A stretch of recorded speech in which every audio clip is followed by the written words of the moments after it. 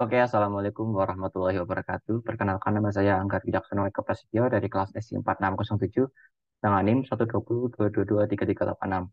Pada video kali ini saya akan mempresentasikan tentang proyek kedua yang telah saya kerjakan.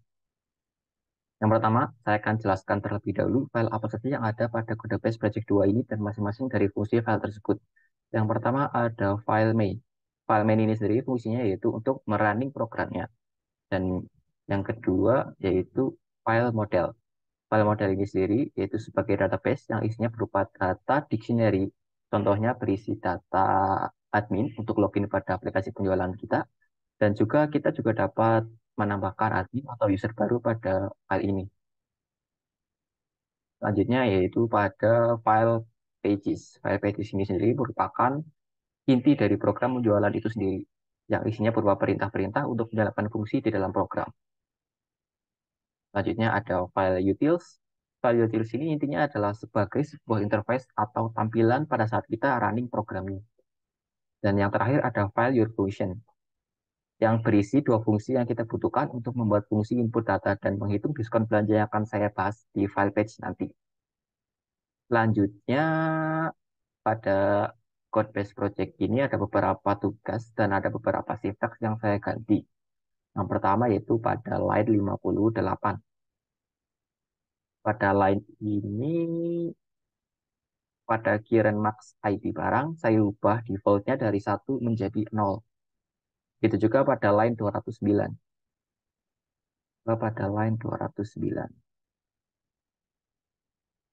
Selanjutnya yaitu pada line 68. Nah, pada line 68 di file page, kita menambahkan fungsi add product untuk menginputkan produk baru berdasarkan sintaks yang ada pada file your function, yang terdiri dari variabel ID barang, nama barang, dan harga barang.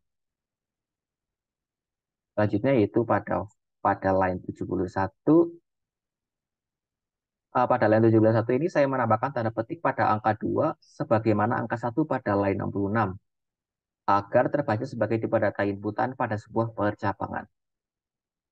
Yang selanjutnya yaitu pada line 73 kita diperintahkan untuk memanggil fungsi product input screen. Kenapa yang dipanggil fungsi tersebut? Karena pada kondisi percabangan dengan inputan 2 kita akan mengulang. Maksudnya mengulang ini kita akan menuju ke halaman input barang. Maka dari itu kita perlu memanggil fungsi product input screen. Product input screen.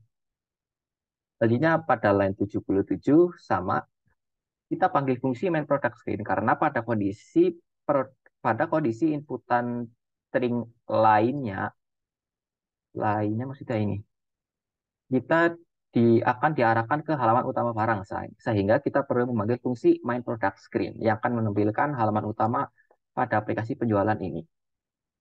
Selanjutnya itu pada line 98.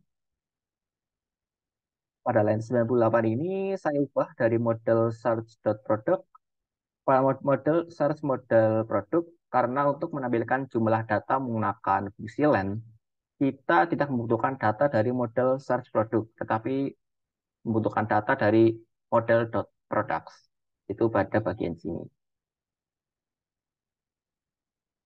Oke, selanjutnya yaitu pada line 122.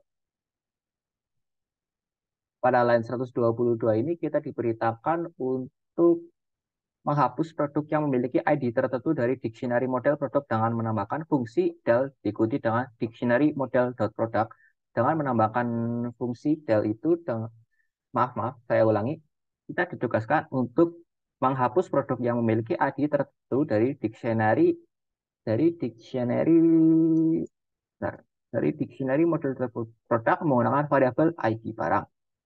Nah, di sini saya ketikkan del diikuti dengan function model.product serta ditambahkan dengan variabel ID barang.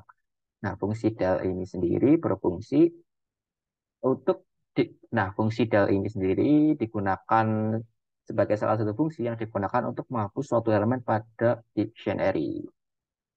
Lanjut pada line 236. Pada line 236 untuk membuat implementasi dari fungsi calculate total price after discount untuk menghitung total harga setelah diskon dengan menambahkan variabel Dengan menambahkan variabel total after discount diikuti dengan fungsi calculate total price after discount menggunakan variabel total. Selanjutnya yaitu pada line 246 dengan mengubah variabel total menjadi variabel total after discount. Karena total harga yang dimaksud ini adalah total harga setelah diskon. Selanjutnya yaitu pada line yang terakhir, pada line 304 dan 310. Saya tambahkan STR pada fungsi akan menampilkan data transaksi. Nah,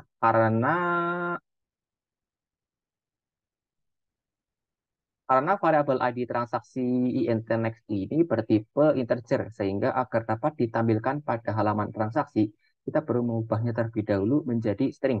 Sebagaimana pada line 292 yang mengubah variabel ID barang INT next menjadi string, agar dapat ditampilkan pada halaman transaksi. Tak lupa juga pada Tak lupa juga pada fire function saya tambahkan fungsi add product yang terdiri dari variabel ID barang, nama barang, dan harga barang, serta function untuk menghitung diskon dengan persyaratan 10% diskon untuk total belanja di atas 150.000 dan diskon 25% untuk total belanja di atas 500.000.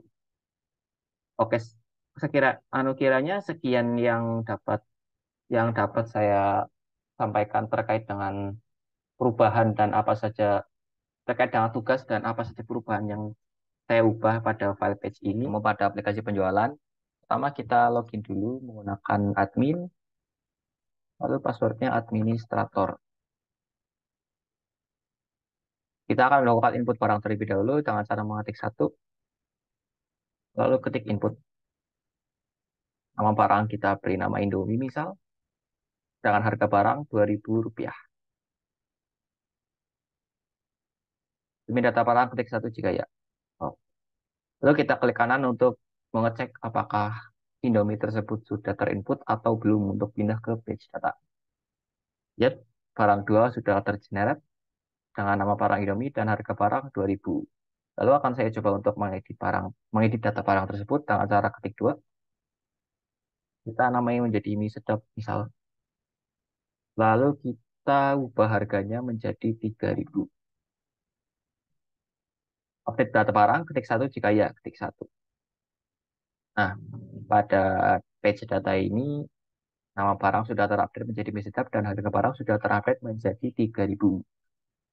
Selanjutnya, saya akan coba untuk menghapus data barang 2 dengan cara ketik satu. Anda yakin akan menghapus data di atas? Ketik Y jika ya, ketik Y. Nah, data pada barang 2 sudah terhapus. Ketika saya klik kanan, tidak akan pindah ke page manapun ID barang dengan ID karena data barang dengan ID barang 2 sudah saya hapus. Selanjutnya saya akan coba untuk pindah ke halaman transaksi 2, lalu kita input data transaksi. Di sini ID barang yang tersedia adalah barang satu, sehingga kita klik saja ID barangnya itu barang satu. Jumlah barang kita 30, kita inputkan 30. Nah, tadi di your function saya tuliskan untuk maksimal untuk total belanja di atas 500.000 itu mendapat diskon sebesar 25%.